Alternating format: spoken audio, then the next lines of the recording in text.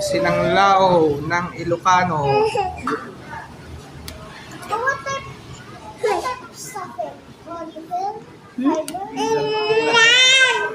Ang ating in-order ay dinakdakan. James Food Hub.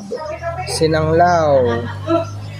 Yan yung parang counterpart ng Gotong Batangas natin. Dinakdakan, authentic Ilocano dish po yan. Of course, may pansit, sitaw ang menu nila. Tapos merong nilagang baka. Ayan po si Uncle Manny. Sila Kay, yan po ang owner ng Jane's Food House kasama ng kanyang asawa, si Ate Jane. Yan. Ay, Ate Jane. Bisaya po siya, si Ate Jane, saka Ilocano po mismo si Kuya Manny. Kaya talagang masarap yan.